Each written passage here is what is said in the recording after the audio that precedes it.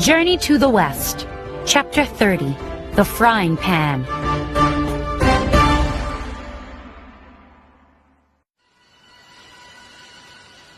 Wukong and his companions were tied up in a room in the abbey. "I will deal with you all in the morning," said the great immortal. He turned around and left the room. The Tang monk began to cry. "It's bad enough that there are dangers along the journey," he said. "But my own companions are causing trouble for me." "Calm down, Master," said Wukong.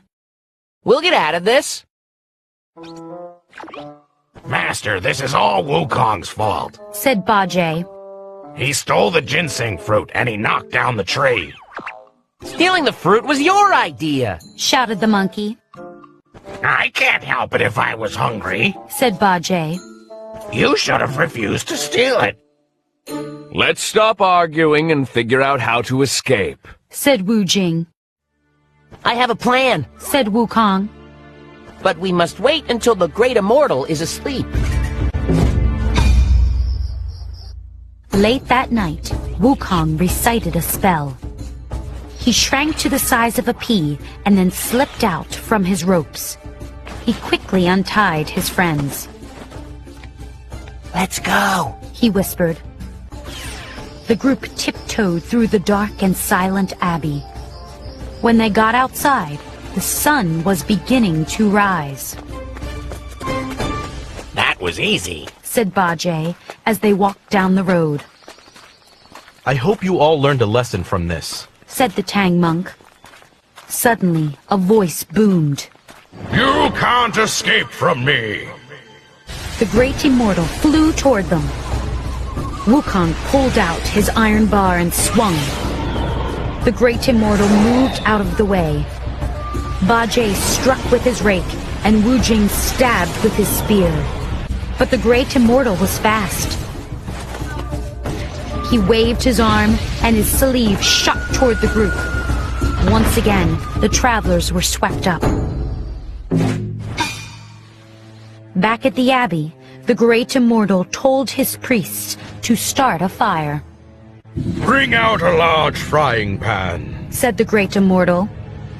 "We're going to fry these criminals. Let's start with Sun Wukong."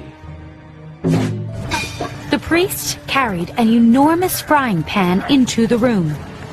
They placed it over the fire. "Uh-oh," thought Wukong. "I can sit on that frying pan all day and not get hurt at all. But the Tang monk is mortal. He'll be burned to a crisp." He spotted a statue of a lion nearby. The monkey recited a quick spell and made the statue look exactly like himself. Then he disappeared. "Throw Sun Wukong into the frying pan," said the great immortal. Thinking the statue was Wukong, the two priests tried to lift it. "This monkey is much heavier than he looks," said one priest, breathing heavily. "Yes," said the other priest, panting. They finally dragged the statue to the frying pan and dropped it in. Crack! The frying pan broke in half. "The monkey tricked us!" shouted the great immortal. "He made that statue look like himself." "That rotten monkey! cried Bajie. He escaped without us!" "Do you really think he left us?" asked the Tang monk. "Look around!" said Bajie. "He's gone!